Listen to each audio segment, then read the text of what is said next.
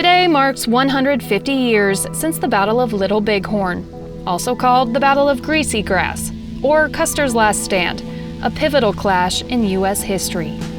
Fighting took place in Montana along the Little Bighorn River. Some 600 U.S. cavalry came up against as many as 2,000 warriors from 3 Native American tribes.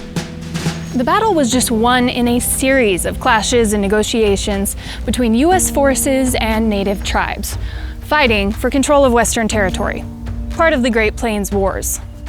Ongoing fighting led to an 1868 treaty. The agreement ensured safe passage for U.S. settlers expanding west and set aside a territory for Indians, the Great Sioux Reservation.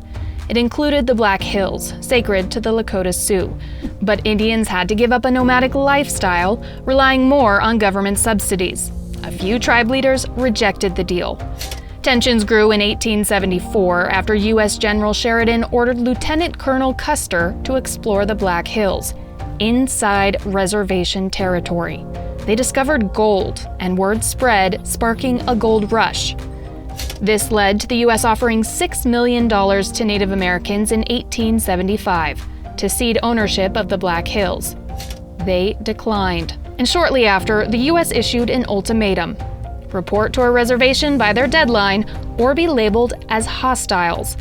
The tribes largely ignored the deadline, and the matter passed to the U.S. military to get them to comply. By March, 3 U.S. forces set out, one led by General Alfred Terry, about 600 of which from the 7th Cavalry, commanded by Custer. The nomadic lifestyle of the American Indians made them hard to pin down, but scouts eventually found a large village in the Little Bighorn Valley.